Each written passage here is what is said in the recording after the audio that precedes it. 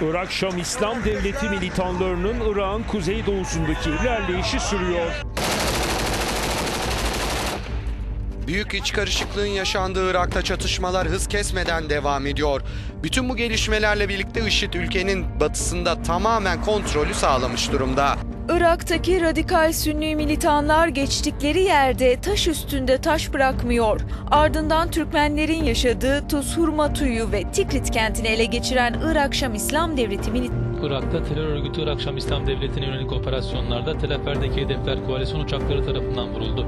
Irak Şam İslam Devleti'nin Irak'ın Ninova ilindeki Nemrut'ta Mart ayında yaptığı tarihi eser katliamının görüntüleri ortaya çıktı. Tarihi eserleri tamamen havaya uçurmadan önce balyoz ve işaretleriyle zarar verirken görülüyor.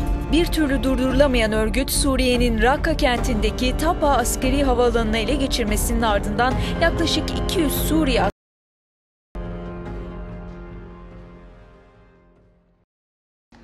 Çayın şekerini peşin peşin koydunuz. Evet. Şeker zaten burada. Evet. Ben kendimle istediğim kadar koymuyorum da sen herkesin ne kadar şekerli içeceğine karar veriyorsun. Hani sen derken bütün Irak'ta bu böyle. Evet. Herkes şekerli içiyor çünkü. Tamam. Şimdi bak ben az şekerli içiyorum. Sen belki çok şekerli içeceksin. Bu belki hiç şekersiz içecek. Şimdi çay getiriyoruz bütün Irak'ta ve herkesin ne kadar şekerli çay içeceğini getiren kişi karar veriyor. Evet. Misafirde hani bütün evlerde herkes kendi arasında da böyle. Peki bunun bildiğiniz özel bir sebebi var yok mu yoksa artık kültür olmuş farkında değilsiniz siz de yapıyorsunuz? Aynen kültür olmuş. İlginç. Bu arada günaydın Tel Afer'de ikinci günümüz. Aslında bir günlüğüne geldik ama geç saate kadar gezince kalmak zorunda kaldım. Şimdi Musul'a dönüp orayı gezip anlatacağım size. Ama arkadaşlarla şimdi son kez çörek yiyoruz. Ekmek bizim ekmek işte. Aynen. Buna ne diyorsunuz? Çürek. Yumurta, göz yumurta. Ben yanlış. Göz yumurta. Kevdaş. Ne o? Kevdaş. Yani duvarlar kevdaş. Biz taştan yapıyoruz. Taş evlere kevdaş diyorsunuz. Yani kevdaş. Buraya bomba mı yağdı hani uçakla yoksa şey mi? Çatışmalar mı oldu? Çatışmalar oldu abi. Şimdi bir köye geldik. Terk edilmiş. Yoksa patlamamış bomba mı? Belli olmaz. Bomba onlar yok diyor ama yani bakmışlar her yere. Ha. Gene de dikkat edelim abi. Şimdi biz direkt rastgele gelmedik. Birilerine sorduk, onu ayarladık. Çünkü burada nerenin ne olduğu belli değil. İşte buranın askerleri daha sonrasında geliyor, işte kontrol ediyorlar çevreyi. İşte belki mayın taraması falan yapıyorlar. Patlamamış bomba incelemesi yapıyorlar. Ondan sonra orayı safe, yani güvenli bu köy diye işaretliyorlar. Ama bazı yerler var hala belki toplanmamış mayınlar mevcut. Ya da patlamamış bombalar. Ha, bu şu an eski bir Türkmen. Ha, burası da ahır gibi bir şeymiş zamanında. Ay, olaya bak, kuş. Kuş orada asılı kalmış, ölmüş. Aynen ya. Yok korktunuz ya hadi. Yoktu bir şey. Tarafım burada çarpılıyor. Şu an eski bir tip ev görüyoruz. Aslında bizim Mardin'de falan da böyle mesela bir girişi var. Böyle bir avlu var. Orada bir oda, orada bir oda. Orada bir oda, orada bir oda. Sonra da dam var. Burada damda yatma var mı yazın akşamları? Tabii. Siz de yatıyor musunuz? En güzel hayat damda yatmak. Eski. O tarafı çek. Aynen. Şöyle gelebilir. Hiçbirinin çatısı tavanı neredeyse kalmamış. Yol kenarlarında patlatılmış filan arabalar var, eşyalar var. Abi düşünsenize bir gün evde oturuyorsunuz. Sonra sabah Her şey değişmiş. bir adamlar geliyor. Ne oldu ne dedi belli değil. Çünkü tek sizden değil dünyanın her yerinden. Aynen. Afganistan'dan, Pakistan'dan, Hindistan'dan, Azerbaycan'dan, Türkiye'sinden. Diyor biz bir orduyuz artık diyor. Size diyor asıl Müslümanlığı getirdik. Sakalını kesersen asıyor. Namaz kılmazsan. Namaz kılmazsan kesiyor. Kızla oturursan vuruyor. Sigara görürse dövüyor. Uzun paça giyersen. Ha, uzun paça da giymeyeceğim, dar da giymeyeceğim. Ben kurtarıyorum. Hepiniz şu an yandınız. bir ben kurtarıyorum. Böyle bol ve şey giymeniz lazım. Böyle bol ve şey giymeniz lazım. Evet. Paçası kısa. Evet. Şöyle. Hepiniz yandınız geçmiş olsun. Çok insanlar öldü bunun sebebi. Sigara içiyor diye adamları öldürüyorlar. Bizim mahallede bir tane çocuk vardı. Arapça şarkıyı, Orada indi bak idim raktayım semsek Arapça şarkıyı dinlediği için öldürdüler. Şarkı dinlediği için. Şarkı dinlediği için 10-12 yaşlarında. Bu yok var ya. Bunlar ne o? Geçmiş olsun. Nasılsın abi? İyiyim valla. İşte sizin bu hayatınızı biz Türkiye'deyken haberlerden izliyorduk ama tam anlayamak zordu. Dedik ki gelek buraya. Ne yaşadınız, ne yaptınız bir görek istedim. Burada o gün bu köyde kaç insan yaşırdı? Adet ya. 200 insan vardı. civarı aile yaşıyordu. Sonra haber geldi DAEŞ geliyor diye. Siz ne yaptınız? Arabalara ya da yürüyerek buradan gittiniz mi? Evet, buradan gittik. Arabalarla mı yürüyerek mi? Evet. Yürüyerek gitti. İlk gelmek buradan geldi. Bu taraftan Buradan geldi. Şöyle çek abi. Şuradan adamlar arabalarla yürüyerek silahlarla milahlarla geldiği anı gördünüz mü yoksa onlar Gördünüz. gördünüz. Ya gördü. Görmüşler. Çatışmışlar Kent hatta. lafları söyle. Buradaki su var ama tabii. Vay. Gördükten sonra buradan kaçıyorlar. Karaşta Gidiyorlar. dövüştük burada. Burada çatışmışlar buralarda. Şu bölgede. Siz mi çatıştınız bu İran askeriyle DAEŞ mi çatıştı? Evet. Siz yoksa askerler. Yok biz Kendileri çatışmış burada. Yani aşı Daha buranın işte. aşireti. Mahrap. Vay arkadaş. Peki sizin bu 200 adamdan vefat eden şehit olan oldu mu? Burada şehit olan olmadı. Bestel'de şehit oldular yani. Burada olmadı sonradan yani çatışmada şeyde. Yani bir Daha sonrasında daha işte çatışma arasında olmuş. Eşyalarınızı götürmüş müydünüz yoksa onlar eşyalarınızı hep yakmış, yıkmış, çalmış mı? Ev hacatı. Hacatsız. Taban hacatı. eşyalarını almadan kaçmışlar. Geldiklerinde köy bu halde. Geldiklerinde Geldiğinde her şey vay. çalınmış, yıkılmış, Çalınmış, yıkılmış. yakmışlar. Şimdi bu kadar insan şu an nerede yaşıyor? Aşağılarda. Şehre doğru gittiler. Şehre doğru. Şu an şehir şuraya doğru uzanmış. İnsanlar buralar tamamen yıkılınca oraya gitmiş. Peki buraları böyle yıkanlar DAEŞ'ler mi yoksa uçaklar mı?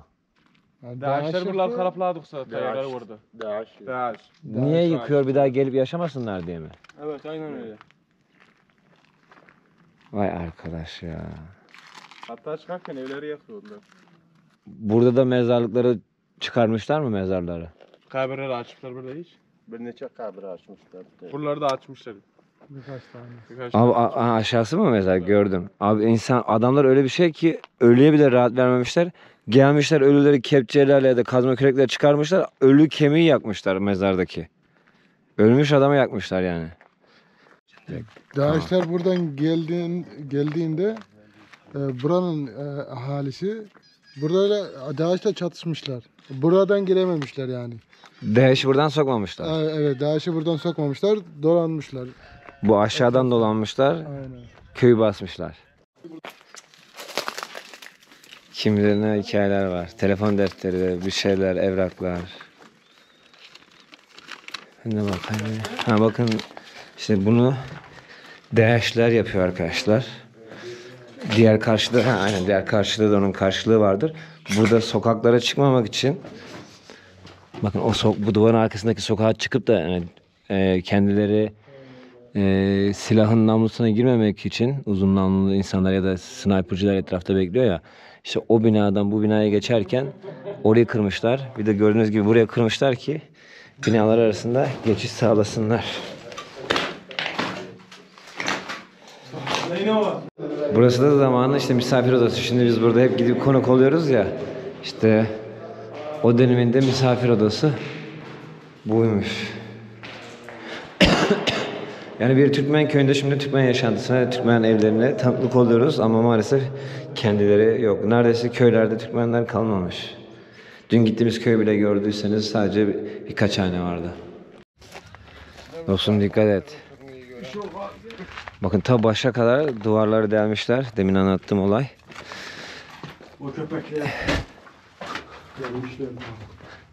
Şeyden deliyorlar değil mi? Doğru anladım. Bu sokağa çıkıp da sniperciler, askerler görmesin diye içeriden...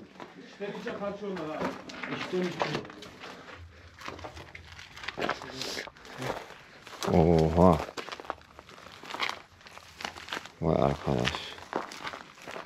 Ben çok şey gidiyoruz. Rumana hakikaten getire izabında buraya da safaya bu asfaltı. Bu kapıyor. Buradan iyi abi gel bakalım.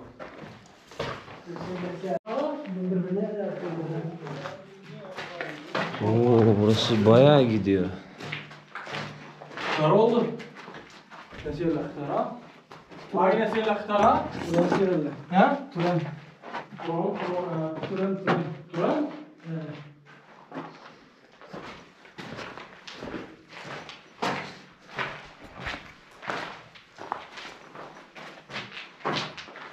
Hariç, evet.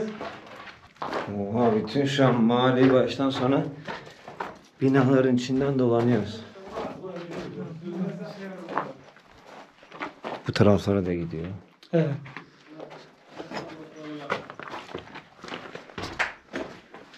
Vay be. Şuraya 50-60 metre hiç dışarı çıkmadan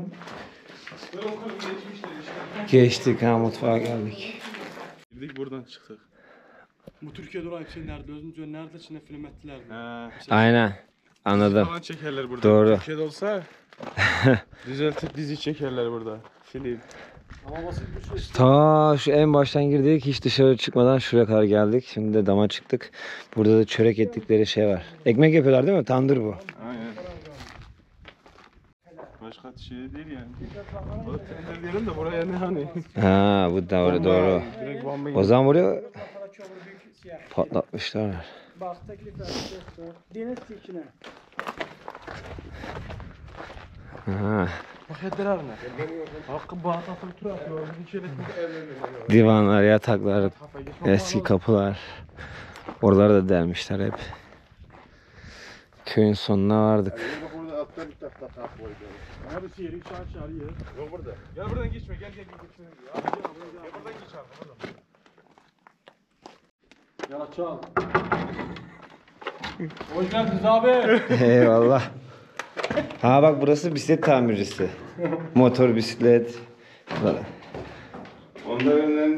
Onları getirmiş bunları daha. Ha, onlar kendilerinin eşyalarını gidip tamir etmişler. Bomba yapmışlar burada. Bir şeyler var, malzemeler ama.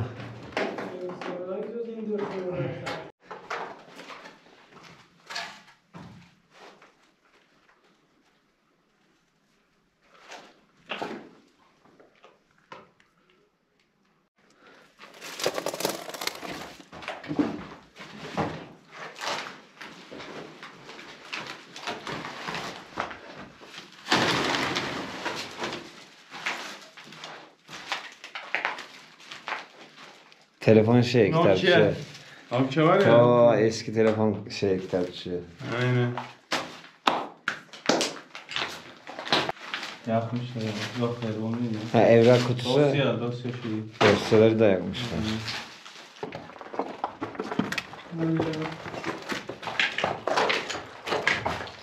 Çerçeveler kalmış sadece. Resimleri yok. Resimleri yakmışlardır. Evet. Çerçeveleri bırakmışlar. Burada bir artık yatak odası gibi bir şeymiş herhalde.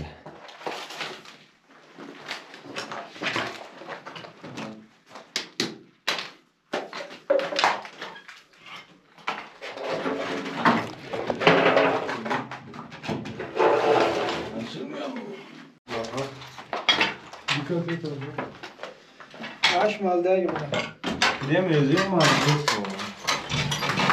Tünel mi varmış? Ha? Mahraplılara sizin hayatınız bir para çıkmıyor. Şumat var abi, bas 7 lira olur. Bir tane bebeğin tokası. Adamlar hem normal ama ötekisi bu başka bir şey. Tüfek değil o. Kulaş şey. Kalaşnikov mu?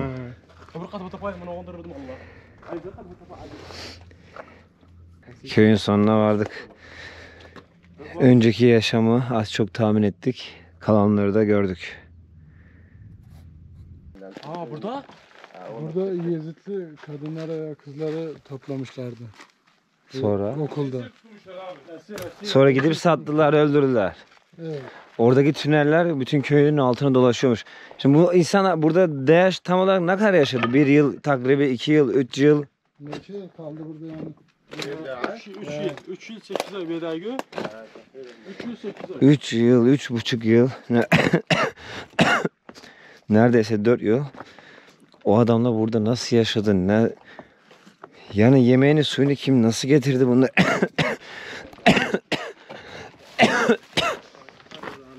Nasıl bir sistem kurdular? Sıfır sistemde nasıl bunları yaptılar? Ya buradaki birebir şehit olanlar bile tam şey yapamıyor.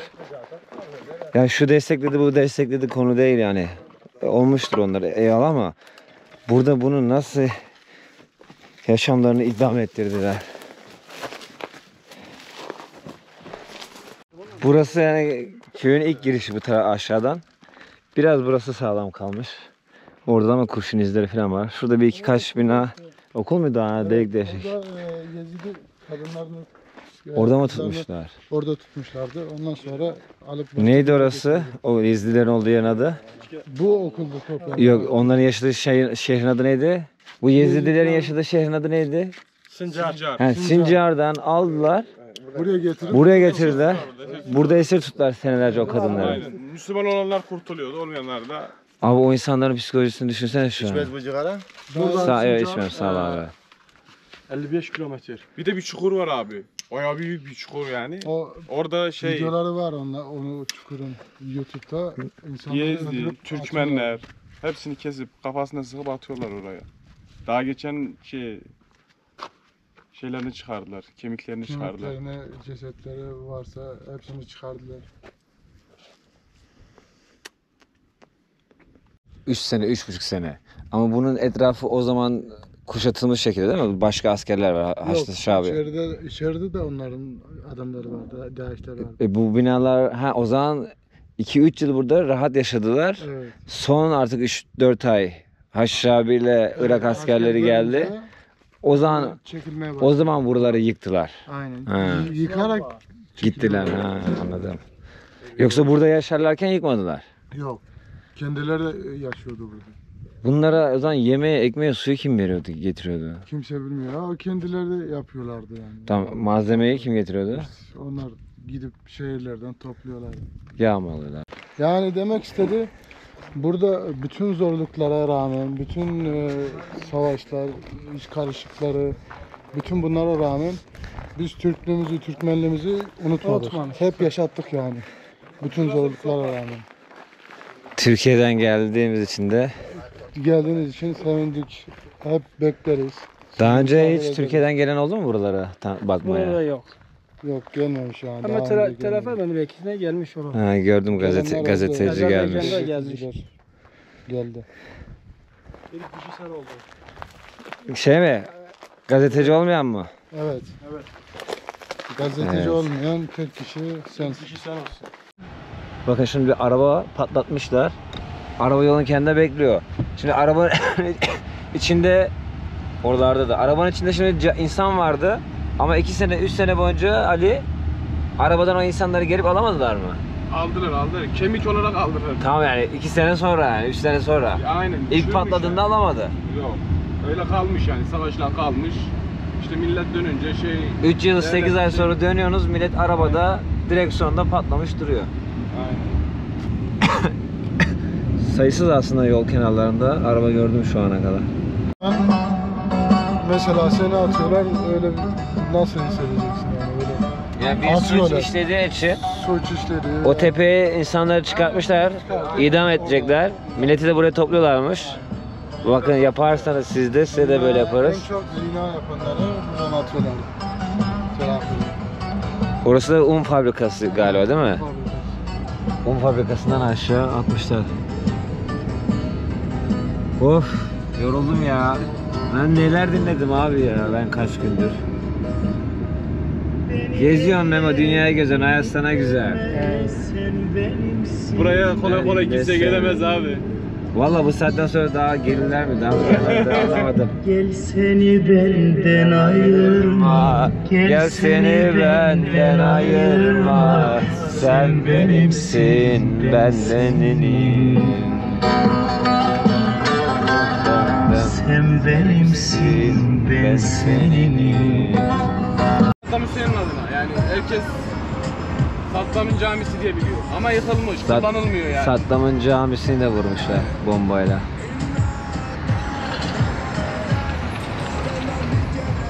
Saddam'ın camisini patlatmışlar, kalmış orada. Çünkü kimse ilgilenmiyor, tamir de etmiyor. Saldılar gittiler. Adamın adına diye kimse uğraşmamış camiyle. Telefer gezimiz bitti. Biz Ahmet'le gelmiştik. Şimdi Ahmet'le geri döneceğiz Musul'a. Allah razı olsun, o bizi misafir ediyor Musul'da. Telefer'in girişine kadar gelip bizi kontrol noktasından alan da Ali'ydi. Her şeyi ayarlayan. Selah nasıl diyoruz? Felaha, haydi Felah. Unutuyorum yine. Çok teşekkür ederiz size. Vallahi sağ olasın. Ali Türkiye'de bulunduğu için bir süre, o yüzden Türkiye Türkçesi konuşuyor. Evet, Ahmet de aynı şekilde konuşuyor ama o arkadaşım dizilerden biraz öğrenmiş. O Türkiye'de bulundu mu? Yok. Gelecek ama. İnşallah. Zeka geliyor. Hadi bakalım. Türkiye gezmek için zaten şu an en iyi yeri Türkiye. Yani tabii ki de. Ne söylemek istersin son olarak? Ben gidiyorum. Vallahi abi keşke daha fazla kalsaydım burada. Yani geldiğine çok sevindik. Çok mutlu olduk yani. Sağ olasın dostum. Umarım bir daha gelsin. Vallahi hepiniz pırıl pırıl tertemiz çocuklarsınız. İnşallah gelirim. Sen de öyle abi inşallah. Sağ olasın. Teşekkür ederiz. Elinizden geldiğince fazlası yapmaya çalıştınız. Diğer arkadaşlara da Türkmeneli'ne de selamımızı söyleyin. İnşallah iletirim ben. Çok sağ olun. Valla bizi bir oraya bir buraya apardın, Allah razı olsun, sağ ol. Hayatım başına. Cansın. Hayatım burada şey yani canım, kanka, aynen. Eyvallah der gibi. Yanlış anlaşılmıyor burada. Yok ben de anlamadım, öğrendim. Kendinize bakın, Allah'a emanetsiniz. Sen de abi görüşürüz. Evet. Abi taleplere girmek çok zordu. Ama Allah'tan çıkması kolaydı. Şimdi biz girişi hiç anlatmadık. Ben söylemedim ama anlatsam bir şey olur mu? Sıkıntı yok yani. Giderken 3-4 tane kontrol noktası vardı. Evet. Ondan sonra her yerde durduruyorlardı bir şekilde, az ya da çok, ama bizi bir yerde durdurdular. Aha bu GoPro var ya, bu GoPro bak şu. 20 kere mi fotoğrafını çektiler? 30 kere mi çektiler? Aynen. Gelip gidip pasaportların bunun durmadan fotoğraf çektiler. Bence istihbarata bizi bildirdiler. Dış istihbarata bildirdiler. Sonra yarım saat, bir saat bekledik. Aynen. İstihbarat bir şey diyemedi. Sonra bir ara kamerayı alacaklardı benden, değil mi? Yok, almayacaklardı. Sadece fotoğrafını çekip gönderdiler. Bir sıkıntı var mı diye. Bunu gönderelim mi, göndermeyelim mi diye. Evet. Alalım mı, almayalım mı diye. Baharata gönderdiler. Baharattan onay geldi. Ha. Sıkıntı yok. Tamam yani, ama işte kamerayı alma ihtimalleri onlara kalsa alacaktı ama istihbarat boş verin, gönderin dedi. Aynen. Geçtik ama orada bir saate yakın bekledik. Evet, aynen bir saate yakın oldu. Ondan sonra yine durdurulduk. Onlar bir şey demedi ya, sadece kontrol. Orada da aynen pasaportları falan filan aldılar ama Türkmenler oraya geldi. Aynen. Bizi alınca işimiz çabuk bitti. Onlar da Türkmendi ama kontrol amaçlı baktılar. Aynen. Sıkıntı yani o son gittiğimiz yerdeki askerler Türkmen miydi? Aynen, Türkmen oradakiler. İyi bari. Ondan sonra telefer yolculuğumuz başladı. Aynen. Ondan sonra neler duyduk, neler işittik, hepsini yayınlayabildik mi bilmiyorum ama bazı şeyler var. Sen dün gece uyudun ya. Evet. Ben 6'da yattım bu arada dün gece. Ben 2'de uyudum. 6'ya kadar biz çocuklarla konuştuk. Bana videolar, fotoğraflar gösterdiler. Evet. Sen de biliyorsundur onları. Aynen. Buraya koyamazsın, yayınlayamazsın, anlatamazsın. Çok o iki bıçak amca çocuğu o Sünni Şii davalarında amcasını öldüreceklermiş birbirlerinin. Yani daha uzun hikayeler de. Biraz şey oldum ya, tuhaf oldum. Yani Türkmenlerin de bu denli, hatta aşiret mezhep savaşını Türkmenler başlatmış. Çok şaşırdım. Evet, beraber başladı. O gittiğimiz çocuklar. İşte büyük aşiretlerin arasında başladı. Sünni Şii mezhepleri. Daha sonra da tüm Arap, yani Iraklara da yayıldı. Şimdi günü güzel kapatalım dedik videoyu. Lahmacuncuya geldik. Soğutmayalım da. Yok. Bu lahmacunun adı ne? El Cendul. El Cendul. Abi bir orta boy söyledik ama bu tabaktan büyüktü. Hala yiyorum bitmedi. Aynen. Büyük boy söyleseydi herhalde bu kadar bir şey mi olacaktı buradan buraya kadar? Evet. Bu lokanta lahmacun sadece yapıyor. Sonra da pide yapmaya başladılar ama bütün Musul'da baharatlar çok meşhur. Güzel tadı zaten. Dostum teşekkür ederim. Rica ederim. Buraya kadar eşlik ettin, ağırladın, ettin. Allah razı olsun. Hem de onda kalıyorum zaten. Yani Musul'a girdiğim andan itibaren sana emanet ettim. Her şey telafiri de burada sen hallettin. Teşekkür ettim. Bir isteğin arzun. Her zaman beklerim. Sağ ol. Kendine iyi bak. Neyi ne kadar anlatabildim, ne kadar anlatamadım farkında değilim ama inanın yani tahmin edebileceğinizden çok daha zor bir yolculuktu. Öyleydi yani. Çok şey vardı anlatamıyorum. Neyse bu bölüm buraya kadar. Gerçekten bir daha Orta Doğu'ya da gelir miyim bilmiyorum. Zor. Kalbim kırıldı. Gezmenin zorluğundan, fiziksel zorluğundan değil. Kardeşin kardeşe yaptığına hikayelerini dinledim. Kalbim kaldırmadı artık. Bu bölüm buraya kadar da izlediyseniz teşekkür ederim. Beğenirseniz, yorum yaparsanız da sevinirim. Hoşça kalın. Pizza güzeldi. Size de teşekkür ettim. Sana da teşekkür ettim. Eyvallah, her zaman beklerim. Beğenen ve yorum yapanlara da teşekkür ettim. Allah'a emanetsiniz. Hoşça kalın. Beğenmeyi unutmayın. Eyvallah.